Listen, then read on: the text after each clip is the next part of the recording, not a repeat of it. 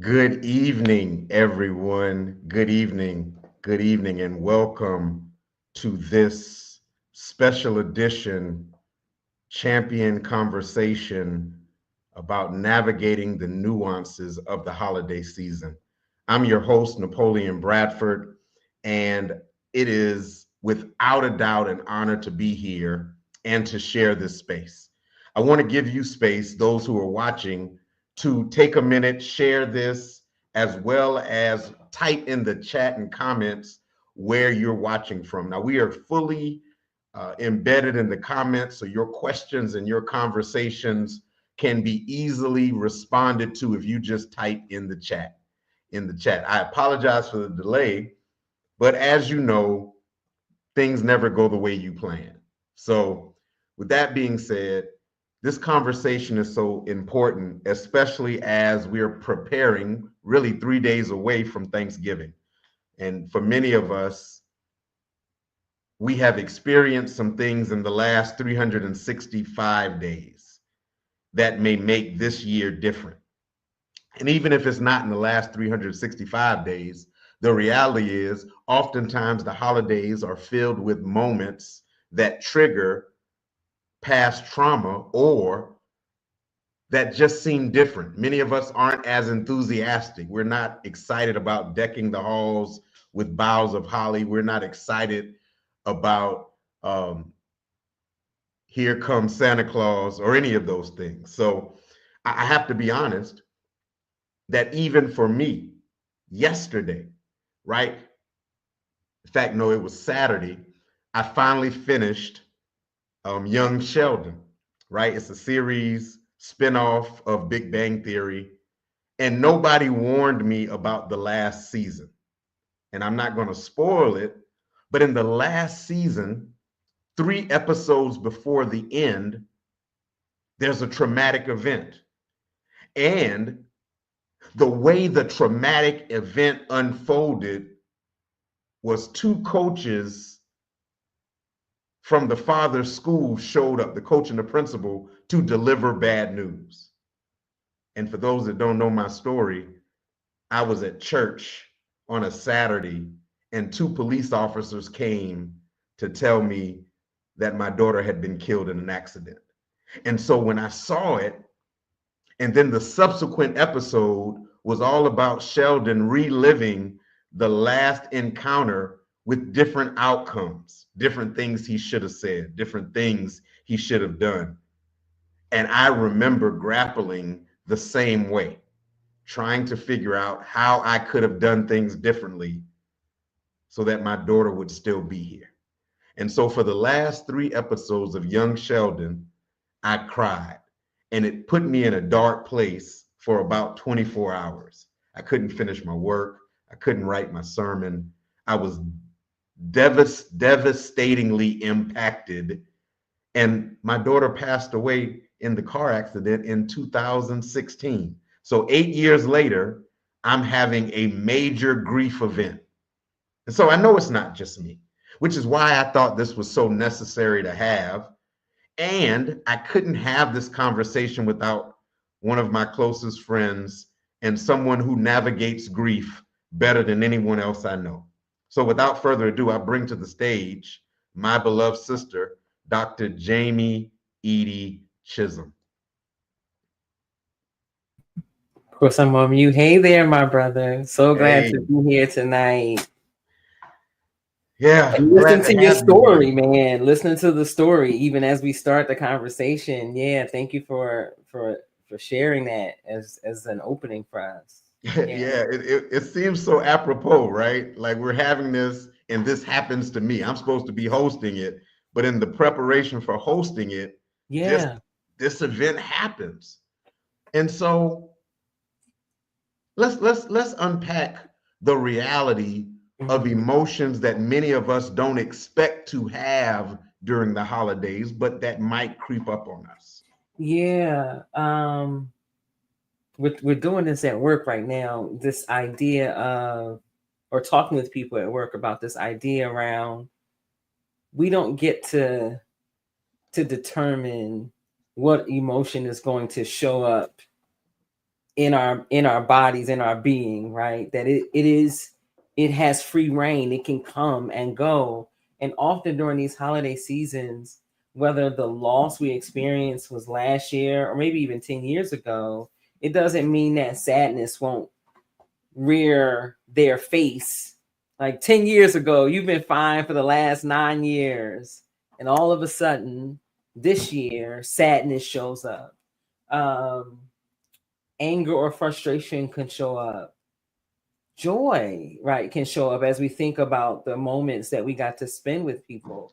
But yeah, these are memories. And I don't really like to use the word triggered because I do a lot of work in gun violence, right? So that is not the word we want to use. But these emotions that are awakened, especially during the holiday season, songs are playing, commercials are playing, everywhere you go, there are decorations. And so any of those places that we find ourselves can be the activator for memory.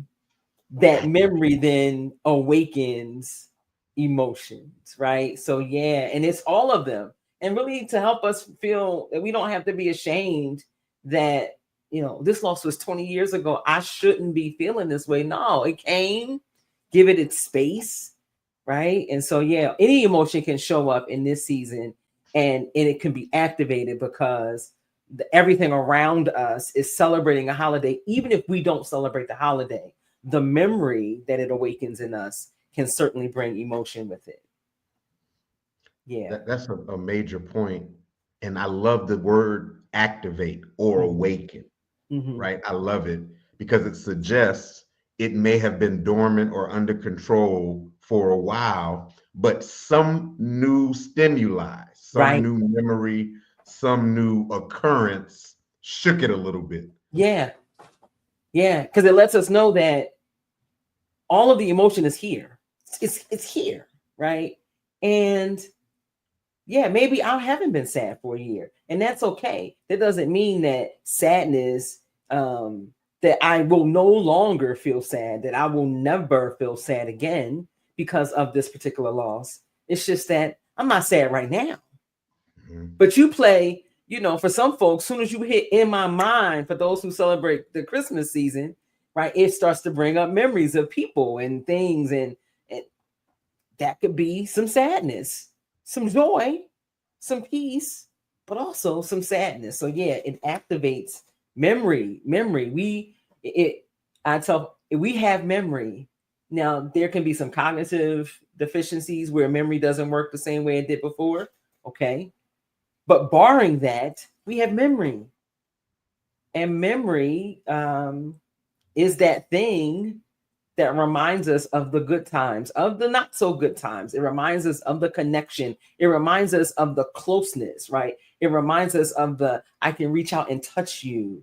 It reminds us. And so, yeah, just feeling comfortable enough to know that even if you don't feel the thing today, it doesn't mean that you're not capable of feeling it, and being okay with the feelings that arise. Now, why do you say that? And while you're saying that, this is what came to mind.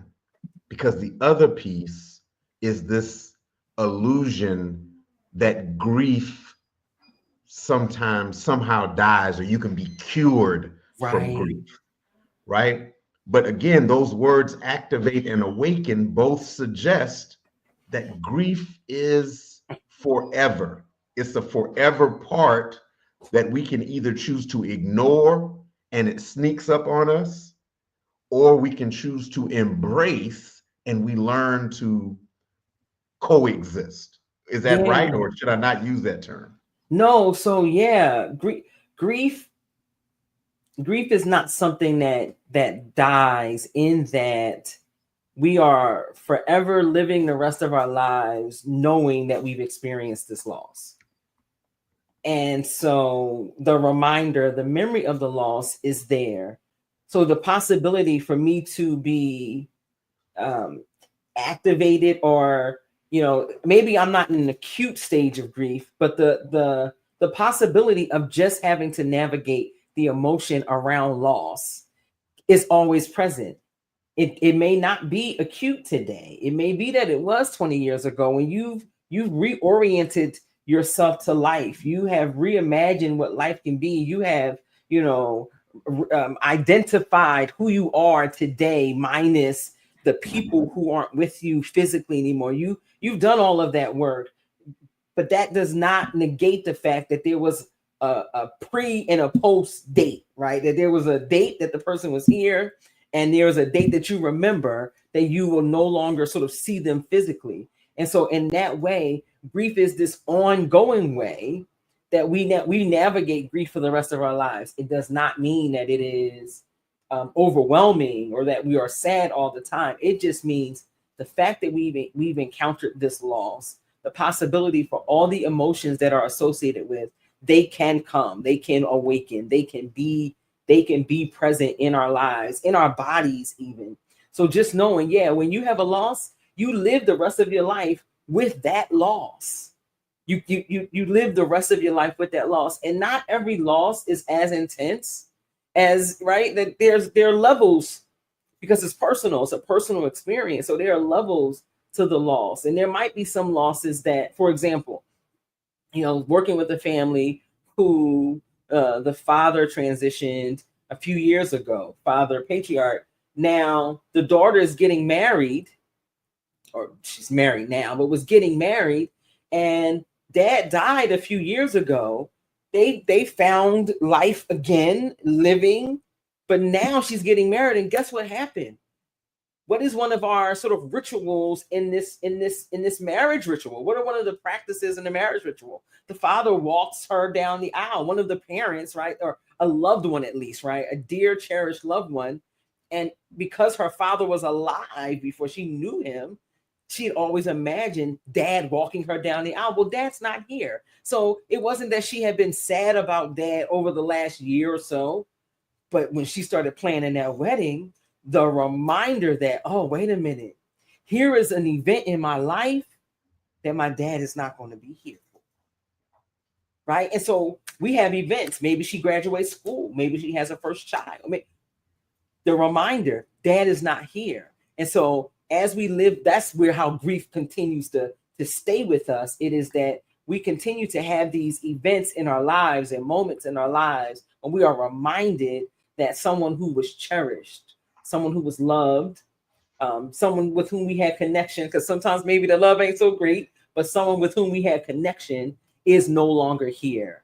And so, that's how it lives forever, which is not a bad thing. It's not a bad thing. So in this continuous grief cycle, I think we also should give room that it's not always physical loss, right? Yes. It's not always a person, right? The holiday can be a good reminder of how life has changed in general. Yes. Job, financial status, health, location. Yeah. All of these changes may not manifest themselves in the day-to-day, but it could be as simple as every year you get a gingerbread cake from a particular store. Now you've moved. Yep. Every year your Christmas bonus has helped you provide extra gifts. You're no longer working there. Yeah. So again, how do you suggest we first come to terms with the loss, celebrate the memory of, but also make decisions to move beyond? Yeah. So first, let's go to the way you were describing grief for us, right? So I always share grief is our natural response to loss, change, and transition, including death, right? And including death, because non-death related losses, as you named, are really important. And I just need to say, we don't make enough space for people experiencing non-death related losses, right? We don't make enough space for people, and we don't make enough space for ourselves. And so you naming that maybe last year you were employed, and this year the holiday season has come up, and you've had to take a job where you make less money, where you've moved locations, and there are these markers. So the store that makes the gingerbread cake or cookies that you can't get to. That then awakens grief in us. We are reminded. So how do we do this, right? So because folks are like, listen, I'm grieving, and most of the time we just wanted to go away. Let's be clear, we just wanted to go away. And the not so good news is that's not how it works, right? It is. I believe that by naturalizing or normalizing, by helping us make common that this is a human experience, right? That as we do that, then we open up space for the full expression of it. That it doesn't have to be something that I get over as if it's a cold, right? That I'm not trying to cure myself of grief because I am not sick. I am not ill. Grief is not an illness. Grief is, for me, I use my spirituality, right? So grief is the Creator's invitation to us to reimagine, to continuously reimagine ourselves, right? To continuously reorient ourselves so that we can find our place in the world today. That grief in that way is this gift. Now, listen, I get it. Ain't nobody trying to lose nothing and nobody. I get it. Me too. But in the loss, grief invites us. Grief says, guess what? I know this, that, they are gone. While you are still here, let's work on how we reshape you for the way your life is shaped today. Let's work on remaking you for the life you have today. And that's the gift of grief. So what does that mean? Getting over it? No, I say you ain't got to rush to get over it. Give yourself space to allow you, and again, for me, my spirituality, right? You and your Creator, you and higher power, you and the universe, whatever language makes sense for you, right? Allow yourself to recalibrate, to sort of be remolded for today, because Dr. Napoleon, if grief did not invite us to reorient and to reshape and to reimagine ourselves, we would not be here. We would, in fact, die when those that we love die. We would not be able to move forward. Part of moving forward is the fact that we have the capacity, that we have the energy to remake ourselves for today. Right? So I don't know if I answered your question, but I hope somebody heard me. Grief is, again, I'm not wishing loss on anybody. Let me tell you, I have been where I felt stuck in loss. I have been not wanting to engage people. I have been the fake smile so I can go out and do the work I got to do and then run back home because I really don't want to do anything. I have been there. And I am saying, one, get some support, right? So there's an article in one of the journals I was looking at in the hospital, and with the violence, the gun violence related work that I do today, and it talks about one of the single most important factor in someone navigating grief is whether or not they have adequate support. And support, right? That could be your personal therapist. That could be your care team. That could be your pastor. That might be a friend. That might, right? Community, it's healing circles. What is the support we have? So I tell folks, you ain't got to rush to get over it, because what is getting over it? But you can have support that can journey with you through it, and that can be there as you start to reorient and reshape and reimagine yourself for today. Because you're in today, right? And as we do that, you know what begins to happen over time? And I say over time is you might actually start to believe in a tomorrow too. Wow. I want to sit with this for a second. Yes. Because this in itself is not an easy task. It's not. Right? To see grief as an invitation, right?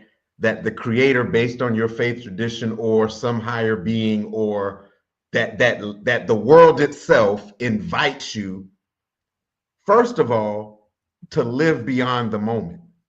To keep Because going. The because world invites you to keep, yep. to keep, because what a lot of people say in grief is, I don't know how I can continue to live. Right. When you were clear in what you said as part of your position and your opinion, that if there is no hope for beyond or after, then we would be part of the reason there is grief. In other words, we would be dead. But because the moment did not take us, that we were a part of the after and the beyond, then we have to reshape how we see it and how we see us and our life. Yeah. Yeah, that's the invitation. That's the invitation. So it's a choice. It's a choice. And so this is what makes it hard, right? It is a choice. And again, none of this is easy. It is not. It's a choice. And some days the choice is to disengage, and that's healthy. Some days the choice is to disengage and to stay on the sofa, wrapped up in your knitted blanket, your weighted blanket, watching binge. Like some days that's the choice. And that's a healthy choice some days. That's the healthy choice. But we don't get to we must engage grief though. We must and again, here's the thing. It's not that I don't think the world is inviting us to loss, right? I don't think that the law, but guess what? There is a certain kind of impermanence in moving through this world, right? And so it's starting to, for me, one day I had to start thinking differently. I had to start thinking about the fact that what lasts forever in this place? Certainly not this body I'm in. It doesn't last forever. Certainly not even one's mobility, one's sight, one's intellect. Like what lasts forever? Your energy, maybe your essence, right? Even after you're gone, but that just means that even the job you have, you won't always have that job. The relationship you're in, and this is not wishing divorce on people or anything like that. This is saying that it shifts. Because again, remember, grief is our response to loss, change, and transition. The relationship doesn't have to end, but it might shift. Why might it shift? Because you are growing, you are changing. And so you're both shifting and transitioning together. That things change. And so if we enter into, have this understanding of change as a natural part of our life cycle, that means that there will always be these events like the death of a loved one, or an event like the end of a relationship, or an event like a job loss, or an event like a change in my health, right? There will be events that I encounter that are experienced as losses, changes, transitions. And I have to know somehow. And maybe some of this knowing comes because you've gone through some loss, right? Some of this knowing is not, we don't wake up just knowing. Some of this knowing is that you've gone through some loss. You've had some community around you, praying you through, helping you through with rituals and practices, sitting and listening, right? You've had some people accompanying you in loss, but it is, we must engage, right? Because we are different. And if the me that existed pre-loss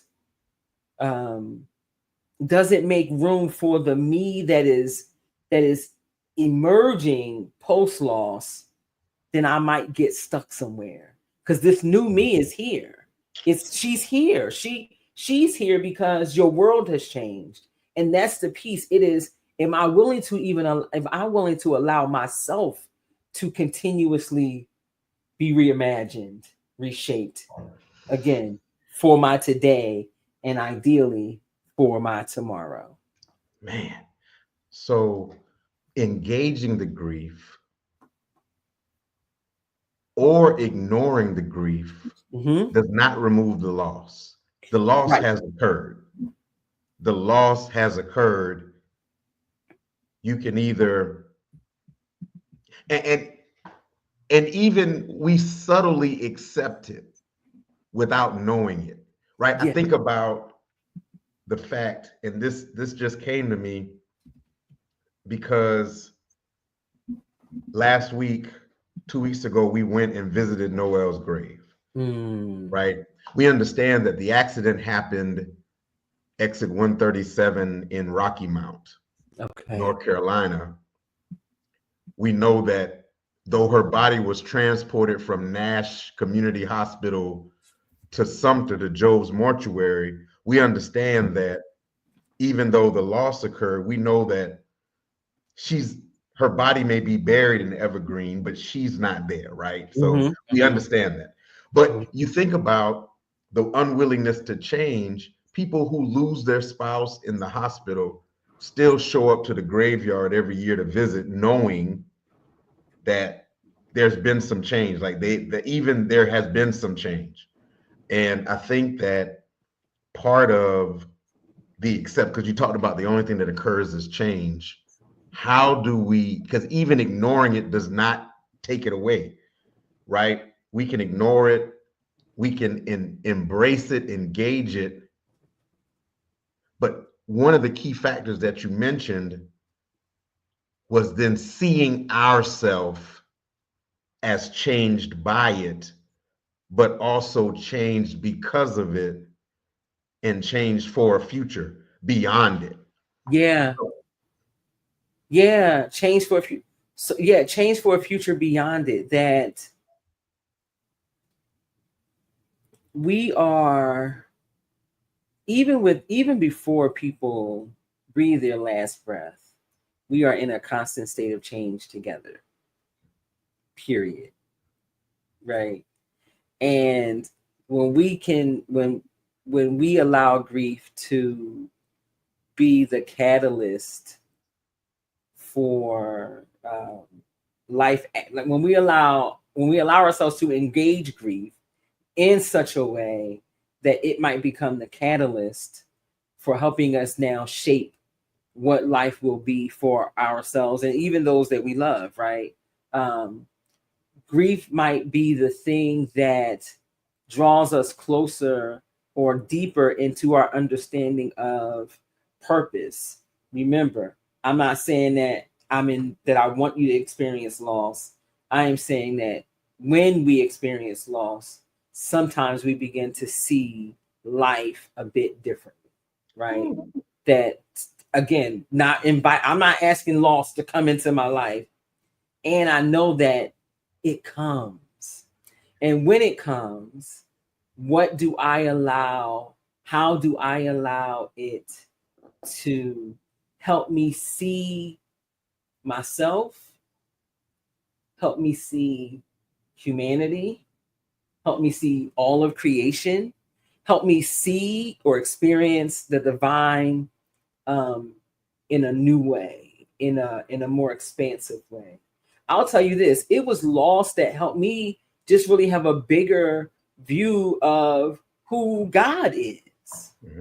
Right? That loss can be that catalyst. Loss can point us toward purpose.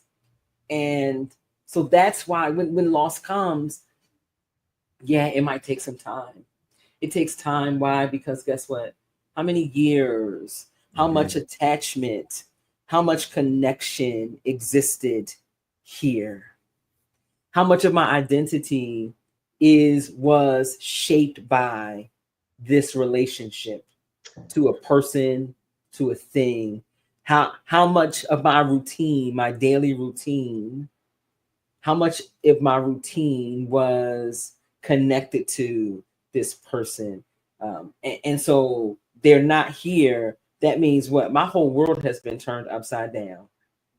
And this is the reimagining. The reimagining is I am daring to believe that although this person I was connected to and all of my routines that were somehow connected to them, that I can imagine at some point that I have the capacity to develop another routine that I can still live well, although differently, right? I can still experience hope and joy, although differently. And that is the other side of this, that's the invitation. And you said one more thing, and then I'm gonna turn it back over to you, because you talked about how sometimes we ignore the grief. We there are lots of things that we talk about: masked grief, MASKED, right? And it's like a person is not outwardly showing or even acknowledging their grief. But one of the things that doctors will tell us is that those things begin to show up as physical symptoms or emotional, maybe outbursts, or emotional, right? Emotionally, perhaps even unhealthy behaviors. And physical symptoms might be headaches, fatigue, and some other things with no clear medical cause, right? So we might not admit or name grief for ourselves, but it doesn't mean that our being doesn't know that the loss has occurred and that there's something happening. So even if I don't say I'm grieving, that doesn't mean that my emotions, my body somatically, doesn't mean I'm not responding. If I'm not admitting, but my body could be getting towed up because I'm grieving. And so it's not even just that we have to, yes, and acknowledging it is very important, because what might happen is, and this is true for so many communities, speaking specifically about African American communities, people of the African diaspora, but other communities that have been marginalized, is that some of the things that have caused us grief have been experienced for so long, and our responses to it have been passed down from generation to generation, that it starts to look like personality, culture, when really it's a response to grief. You see what I'm saying? And so we think, oh, this is just how I am. This is what it is. And if we trace it back some generations, we realize that this is a learned behavior against this particular type of, and I can use the word oppression, I can use the word violence, I can use the word loss. This is what we have. This is how we have adapted to continuous loss over time, right? Not engaging it, but developing these coping mechanisms that help us make it through, but it wears us out in the process. Oh, so I want to go in three different directions. Okay. And I don't even know how we're going to do this. So the first thing I'm going to say is, in this reimagining, redefining, reorienting, what happens with the guilt that comes because you've decided, or you're attempting to try something new beyond the loss moment? Yeah. So I'm glad you talk about guilt. So one, just for all of you who are watching, even if you watch it after the fact, everyone's not going to feel that guilt, right? So everybody's not going to feel the guilt, but some will. Because how dare I experience joy with my loved one gone, right? So one, education is really important in us moving through grief, which is why these kinds of conversations can help. It's how do we help folks recognize that you continuing to live is not a betrayal to the person who is no longer with us. So we got to sit with and dismantle the idea that to continue life is betrayal to the one who's not here. because I'm usually feeling guilty because I feel like how dare I laugh? Mom's not here. So how do conversations like this, how does having support, how does that work in helping us recognize that the guilt, and I can't erase your guilt. That's the thing about this too, right? Mm-hmm. It is, you have to, we can present information around permission, giving yourself permission to live, working on rituals that could maybe connect you. We call it continuing bonds, right? By staying connected to the legacy and the memory and the spirit of your loved one, and then continuing to live. But it's how do we think about what it means to live as non-betrayal, right? Like, I am not betraying the one who's not here. So that's something that we work with, and it takes time. But that's also something that a person has to do. Like, I can't give you the release from guilt, right? It is, I can present some things, talk through some things, and somewhere in there, you might even have to write letters to your loved one that's not here. Like, there are ways that we can just engage the feeling around guilt, and maybe it's connected to something else. So we can do that kind of exploration. So that's that whole guilt piece is, it is not a betrayal, that you are choosing to live, not just exist and be here, not just be a shell, not be, the Walking Dead, right? Where nothing about me is alive except I'm still breathing, right? Giving yourself permission to live requires, for some, exploring the guilt, finding out maybe what is this connected to, and then having some other language, some other, right? When that lie comes up, what kind of truth can I place against it? And I might have to do that continuously, right? This is why y'all see these things right here.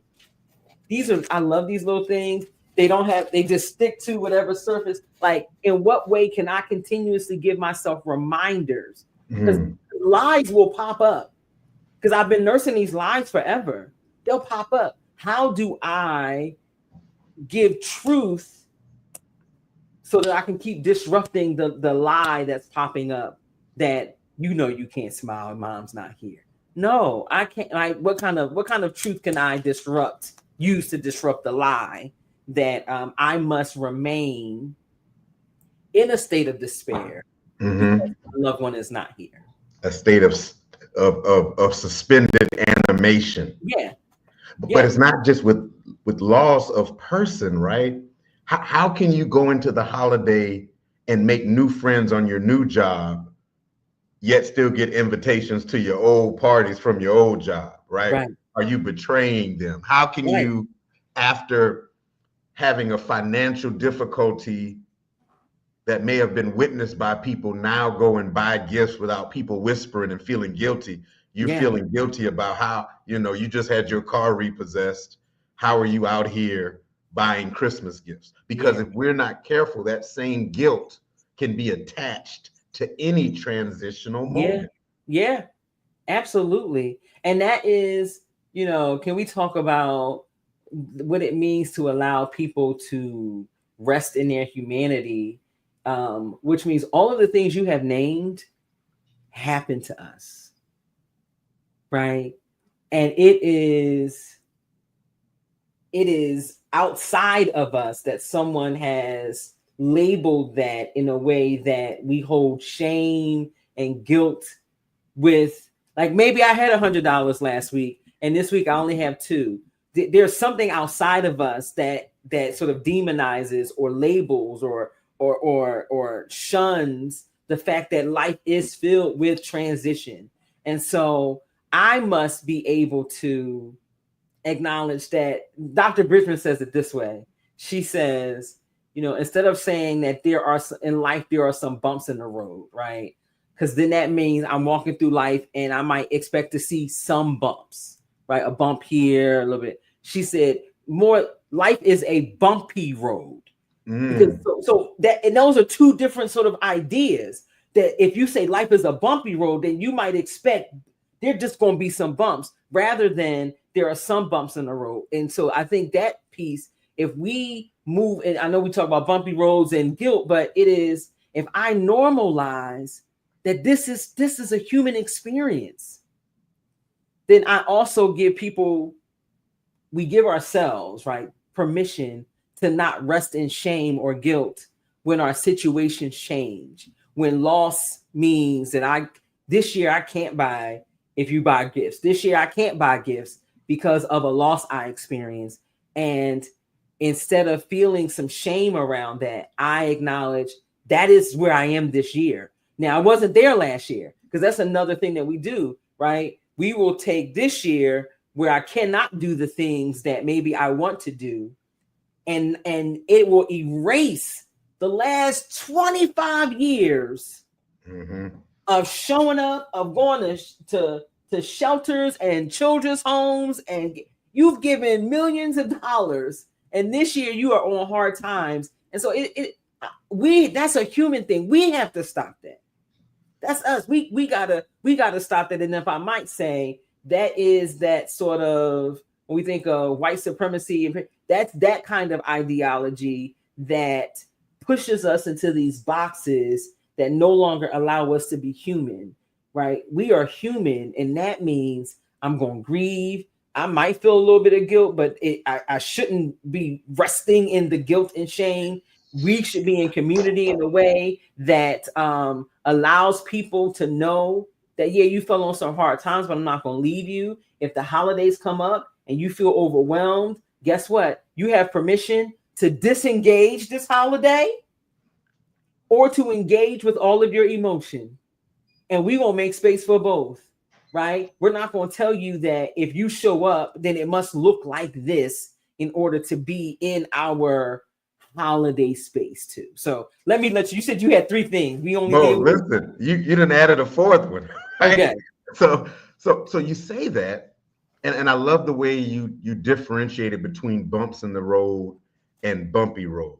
Yeah. Right. I was on a plane from Pittsburgh. On my way there, the pilot said, we may experience some turbulence. And so when the attendants could not provide service, the people got upset. On the way back, the language was, this will be a turbulent flight. They're going to stay seated, the seatbelt light. So because of the expectation, there was less aggravation, right? And sometimes we just have to understand that grief is a part of the journey. It's a part of the journey. It's a part. And I think we always say, we brace ourselves by saying things like, in our community, it comes in threes. But the reality is, it happens every day, right? Every day. The obituary is filled every day. The reality is, you may not know who's in the obituary, but every day the obituary is filled. Yeah. Right? Every day there are unemployment listings because people have lost jobs. Yeah. Every day there's repo mans coming. They may not be coming to your house. Yeah. Right? So I think that by normalizing the fact that loss is just as much of an experience for us as life. Yes. Yes. Right? From the moment you take your first breath, from the moment to your last breath, you will be encountering loss. Period. You lose your teeth. Why? So that new teeth can come in. Right? You shed skin. You shed skin. Right. All of these, and these are little things that we don't, but it is creation's reminder that things change. That change is happening, whether you choose to connect with all of creation in that way or not. Right. And I get it. I do. So here's the thing. I've been doing death, dying, grief, and bereavement work or thanatology for a long time. And so, yes, my lens is toward loss and grief. I get it, right? But I think there are ways that all of us can engage in some of the process in ways that allow us as individuals and community to sort of navigate in healthier ways. So, yeah. Man. So my next question, the second piece of this, well, that was already my second one. So my third piece goes back to this not only this, continuing to live is not a betrayal to the one or situation that has changed, but you mentioned being culturally sensitive because the ways different cultures deal with grief is different. Yes. And I say that because there are certain grief curricula that were never designed to be cross-cultural, right? Right. And I didn't experience that until I asked a question about why was this translated in another language? And they said no, and they weren't planning on it, right? Yeah. Because it was always for one group. So I say that to say, what are some ways we can culturally respond Yeah. in the holiday season and any season to grief moments? Yeah. Yeah. You know, one of the biggest ways and one of the best ways to respond to people is to listen, right? Because and I say listen and not form an assumption around what they want and or need, what their experience is, because we do that, right? We assume everybody needs to do these 5 things.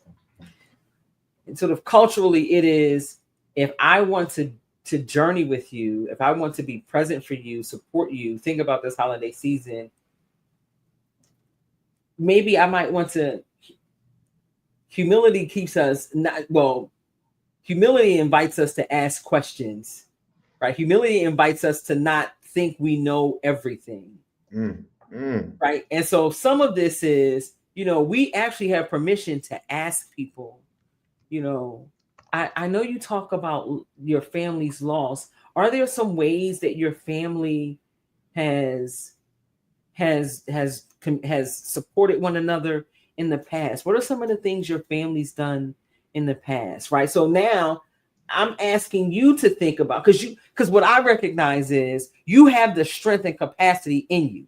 You have knowledge, you have a sense of knowing in you.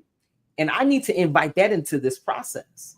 So these culturally appropriate ways are, it's me recognizing that not everybody believes that death comes in threes. So even if I use that kind of statement, not using it as an absolute, right? So that's why I do a lot of wondering with people, right? Because guess what wondering does? Wondering invites them and me to co-create and to journey together. Instead of saying, this is what works.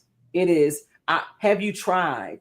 I wonder if, and I may share stories about, I've supported a couple families recently who've been impacted by gun violence. So I know you've been impacted by gun violence. I've named that as a thing. And I may have said, here are a couple things that they've said to me.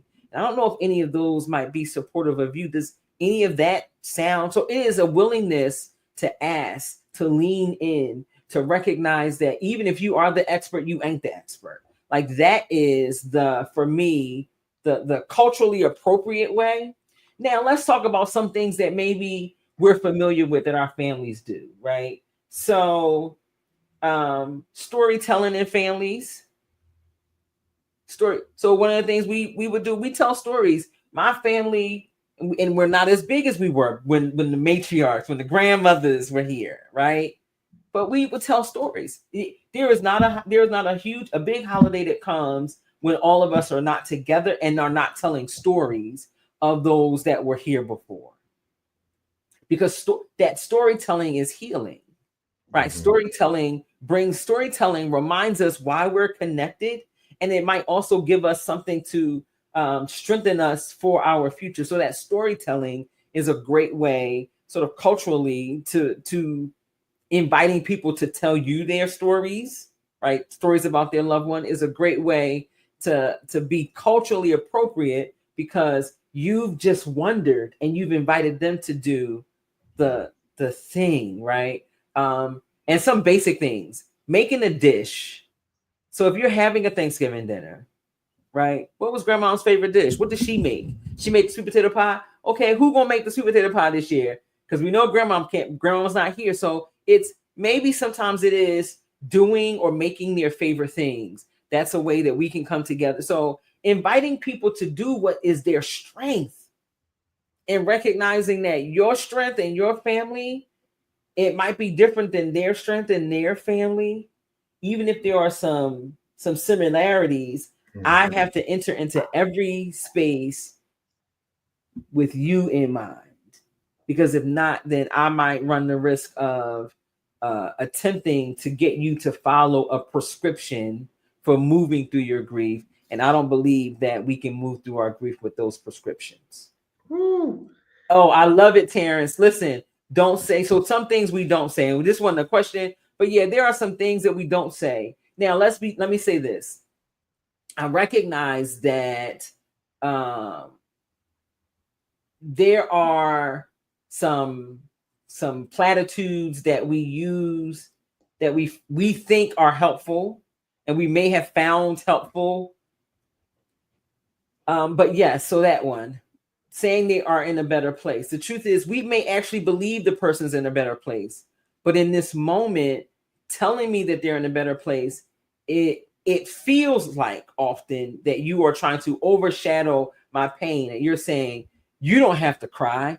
You don't have to feel sad. They're in a better place. We have to figure out a way how to let both of those exist. And by doing that, we might not say things like they're in a better place now. We might just acknowledge how much the person loved their loved one and let them sit with them in the sadness. So yeah, Terrence, I see that. And I don't know, this is Basine. I'm not sure how to pronounce it, but yes, don't say what I need to be or should be during my grief. And so Basine, here, I'm not cussing. I want you to hear what I say. I tell people to stop shouldn't on me. Don't should on me. Don't should on yourself, right? Because again, then you're trying to give me a prescription for how I must navigate. And here are some things you don't know. You don't know my relationship with that person. You don't know my you don't know the depth of loss and trauma I've experienced. And so you don't know if I've created some coping mechanisms that allow me to move through. You don't know what kind of support I have. Like, so you don't know these things. So to make a blanket statement about how someone should move discounts that there is some things working in the background that you may not have information about. So no prescriptions, only accompaniment. Yeah, man. And I think part of that, and you said it, but you didn't say it directly, but this is what I got from it when you talked about prescriptions, because prescriptions simply mean that I'm trying to tell you what worked for me. But the reality is you aren't me, right? And it may not really have worked for me. It's what was told to me. And so I'm regurgitating what was told, but I haven't tested it. And it may not work for you, which is the last piece, because family gatherings are full of people with different relationships to the loss. Mm-hmm. And each of those different people may react differently. You talked about who's gonna, you mentioned who's gonna make the sweet potato pie or the yams. But there may be some people in the family that says, don't nobody bet not try, because that was Big Mama's dish. Yep.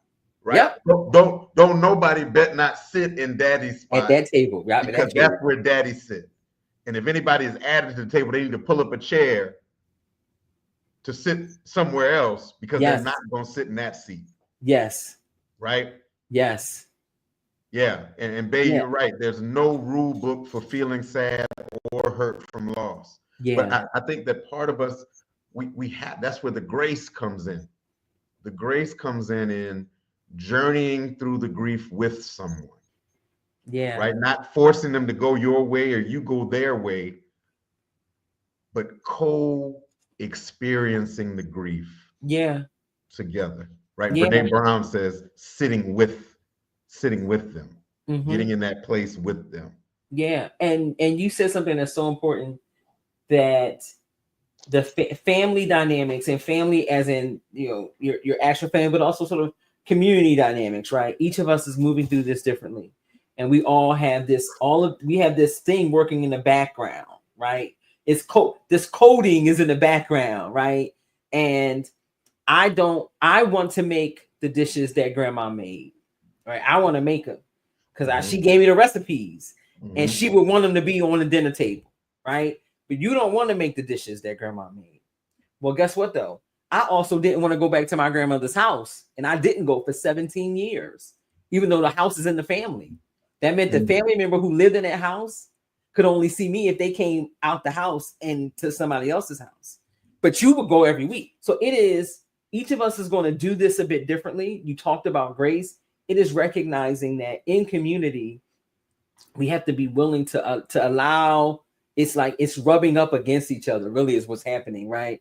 And making space for your authentic move through grief and my authentic move through grief, and recognizing that in some ways, some of the things we need to move through might be in direct opposition, right? And so that's why family conversations, that's why having even doulas or therapists, chaplains join families and opening space just to sort of talk through some things, because as that facilitator, right? Therapist, doula, chaplain, someone with this, as that facilitator, you're able to say, can we pause for a moment? I want to name something. I hope you all listened and heard this. I want you to take note. Jamie said she wants all the dishes that grandma made. Napoleon said he don't want a single dish that grandma. Do you all see how different that is? But guess what? Since we're family, we have to figure out what we're going to do. Napoleon, are there a couple of dishes that we can make? Can we agree on these two dishes? Can we agree maybe we make them together, and not maybe Jamie doesn't just go home and make all the dishes and think she's bringing grandma? Like, can we have these kinds of conversations? But we only do that. One, I'm not saying everybody's going to do that, but if we don't talk about grief, if we don't have our understanding within our family and our community, then we might do more damage when I bring five of grandma's dishes, and you wasn't looking to see those things on the table. And now I've caused some hurt in you that we need to talk about. And then we know you might not say nothing. So it can be a ripple effect. So yes, the dynamics in families are really important, and finding ways to make conversations like this common, or at least natural or normal, can help us move through this together. Because one thing you said that is so important, that even in bringing in the doula, the chaplain, the counselor, the therapist, on the day of, right? You can plan as much as you want. Right. But there are some things that may awaken, may activate, that you had no idea about. Right? And so the conversations are necessary to allow for people to be open to the idea, to get into the practice of having the conversations, of facing the potential challenges. Because the other piece is, in ignoring it, you don't prep at all, and then everything activates at once, and it could potentially be overwhelming to an experience. Yeah, definitely. And we've done these trainings, and just one person who can go into a home, right, as part of the family, and say, and can maybe make a statement about emotions. I don't know about you all, but I was nervous about coming here today because grandma was here last year, and a part of me still doesn't want to be here. But I'm like, being able to do those kinds of things also open up space for others for it to be normalized, right? Because that's the thing. So many of us have had to swallow how we feel for so long that we don't know what will happen when we actually allow ourselves to feel. And so somebody who can invite us, right, can make safe for us a space to feel, even at the family dinner. can be a healing part of navigating grief during the holidays. Because again, there's no one way. There are some things that we can do as families, lighting candles, praying, telling stories, having certain rituals, making dishes of the person, their favorite dishes or the things that they made. We can do those kinds of things. But the emotional stuff can still come up and can still feel overwhelming. And what I would say to a family is the emotional stuff coming up, right? Don't feel shame that it's coming up. It probably needs to. And then being able to look at each other with eyes that recognize you are navigating something heavy and I'm still here with you, right? Can be helpful. Yeah. As we kind of round this out, Yeah. I wanted to give space if anyone had questions, but I love what Basine said, and it's a very it's sad and mature at the same time. It's mature in the fact that she's understanding that everyone's not understanding what she's going through or trying to understand. Yeah. But that's the sad part, right? That's also, it's mature on her part to be able to understand that to keep her peace, she has to pull away. But it's also sad that the people that everyone does not recognize, not that they will understand it fully, but that they don't recognize the weight of what she's going through and the newness. And part of that is that conversation, I believe. How would you suggest um, that she maneuver, or what would you suggest the practice be that she engages in to express what she's feeling, but also to be able to not be frustrated by others' seeming lack of compassion or empathy? Yeah, that's a good question. So, not everyone has the capacity where they are to hold where you are, period. And I don't even know if that's sad, to be quite honest, because I think each of us is awakening in new ways every day. So we're growing. So, and I'm not saying that the person who is grieving now has to manage the growth of everyone else. I'm not saying that. I am just saying that I recognize that not everyone has the capacity to hold me in the way that maybe I feel I need to be held. Period. So it's my acknowledgement of that then guides how I interact with the world around me. So I love that Basine said, I'm learning that silence is golden to keep my mind at peace, right? And to just walk away. And so walking away is not a bad thing. It is, I need to know if this is the year that maybe I don't go to the family dinner because of how I am already feeling, and I'm anticipate how that might rub up against those who will be present. I might look at the list and be like, who coming this year? Okay, I can't come this year. That's self-care. That's self-nurture, right? It's knowing that, okay, dinner is being served at 4. I don't know what time y'all family serve dinner, right? But say if you say dinner is being served at 4, but you know that folks ain't really, they say that and then dinner ain't really served until 6. It's making a decision. I do want to see my family. I do want to go by a hug and say hello to folks. So they said dinner served at 4. I know that means we really won't be eating around 5:36. So I'm gonna show up at 5:15. And I'm leaving at 7:15. That gives me enough time to say hello, to eat a little bit, to laugh maybe, and then to make my I have to manage how I'm going to show up in this space.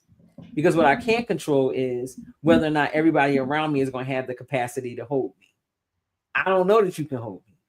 I know when you told me that they was in a better place, that showed me that you probably can't hold me right now. Right. So it's knowing that, yes, this holiday season, I get to choose to engage family, friends, community. I get to choose.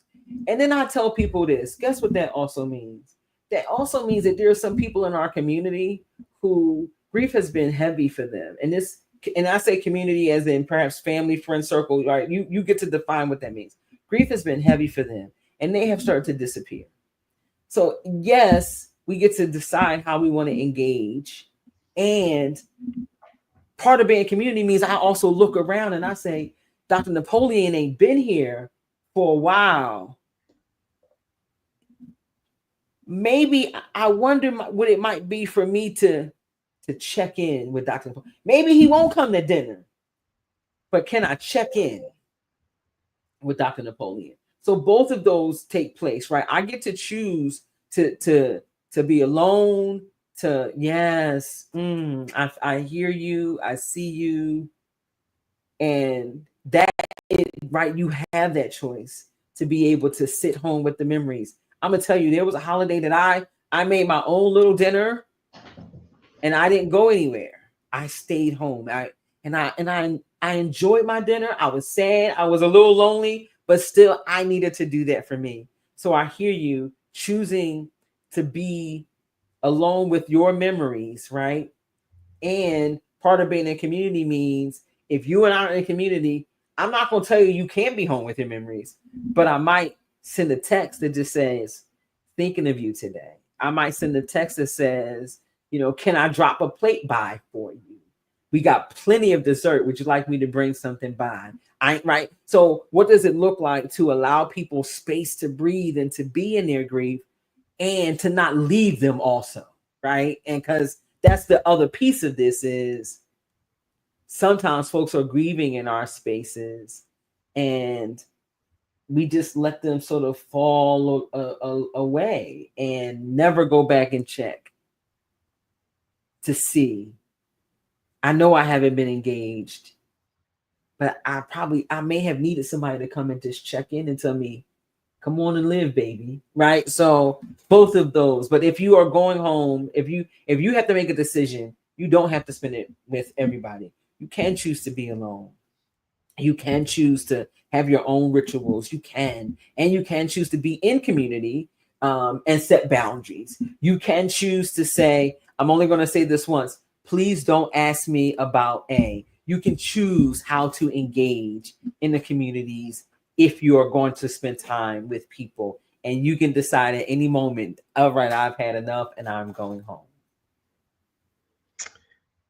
Man, this has been an awesome conversation, and I think it's so needed. Yeah, Terrence, it is sometimes hard to do with family, but it's necessary, right? Yeah. Sometimes it is necessary. Hard and necessary. Yes, Terrence. Hard and necessary at the same time. Yeah. But we can do hard things. Sometimes the hard thing is the thing that must be done if we're going to move to whether you say next level, next wherever I am. Sometimes I got to do the hard thing so that my healing, I can experience a new level of healing. I might have to do the hard thing of saying, can't be with y'all this year. But when you see me again, I might be better, right? But that doesn't take away from it's a hard thing, right? We might have to cry while we do it, but we can still do it. So, in any final words, you've said so much, you've explained so much. I just kind of want to review just a couple of things you talked about. You talked about masked grief. Yeah. When we try to cover it up, how it manifests oftentimes in physical ways that can be traced to a medical event, but it comes out. Yeah. You talked about grief being our natural response to changes, losses, and transitions to include death. Right. So grief is not only a death result. Right. Grief is a natural response. It's our human Our human response, response. Yep. right? It's a human experience that you don't have to try to get over or be cured from, Right. because it's not a You're not, sickness. you're not sick. You're not sick. Yeah. You're human. You're human. Right. Right? The And it's system will okay to tell be you that you're human. sick and you need to show up a certain way, but that's not, you're not sick. You're human. Yeah, you're human. You're human. And this was the major, right? The grief is the creator's invitation to us Mm-hmm. to continuously reimagine, redefine, reshape, and reorient ourselves so that we can discover our place and life, or in life and life Yeah. today, Yeah. right? The fact that we've lived beyond that loss. Right. So we have to figure out how we exist Yeah. today. And your continuing to live is not betrayal Mm-hmm. to the one or the situation that has changed. Yeah. Right? Listen, I don't even know that I have, that's it. It is critical for us to see ourselves as human. And there is no one way to move through life for the millions of humans that are on this earth, right? Each of us has a unique way that we are going to experience loss. Yes, there might be some similarities. Of course, there are, right? And um, we also need to make space for this as a natural way to continue to become. Like, that's what this is. It's the loss does not have to take you out, right? The loss does not have to take you out. Sometimes you got to say that to yourself. This loss will not take me out. This loss will not. Sometimes you got to say that to yourself, right? Or this is when community helps. Sometimes community has to come and accompany you and remind you that the loss is not going to take you out. So yeah, but you said the things that I think are most important. And we are at Thoughtful Transitions right now, Dr. Napoleon, we have our year-long remembering cohort, which is specifically for women who are navigating all kinds of losses, right? So if they go to thoughtfultransitions.org, you will see this invitation to a remembering cohort. It meets once a month for a year. Then there's a quarterly version that meets once a month for the quarter. So two different groups. And really it is helping people move through loss, explore identity, to be intentional about really engaging, being reorienting and reshaped and reimagined. It is an invitation to do that in community, helps people build rituals and practices that support them and others through their loss. And so if you go to thoughtfultransitions.org, you can learn about that and other things that we do to help expand our grief awareness in the world and our capacity for supporting one another through loss. And so we'd love for you to come out to one of our programs, whether it's virtual or in person. We do a lot of teaching, but we also do a lot of being with, so that we can remind each other that there is something on the other side of the loss that we've experienced. So it's been great talking with you tonight. Always great talking to you. I really believe that the watching of this video and the rewatching of this video will give space for people to be free from the expectation of being a certain way or dealing an expected way. Yes. Right? They said it. Your grief is your fingerprint, which means there's no two alike. Your grief is not like anybody else's grief, and you should have permission to grieve, grace to grieve. And that means protecting yourself as you grieve. Yes. Yeah. That's it. Listen, for everyone watching, we pray that after this is over, you share it with someone. It will be available on all the platforms, LinkedIn, Facebook, YouTube. Take this, share this link, watch it again. We really pray from our faith tradition that you're able to navigate the nuances of this holiday season. Yeah. Thank you again, Dr. Jamie. Thank you. Thank you all for watching. You have an amazing evening.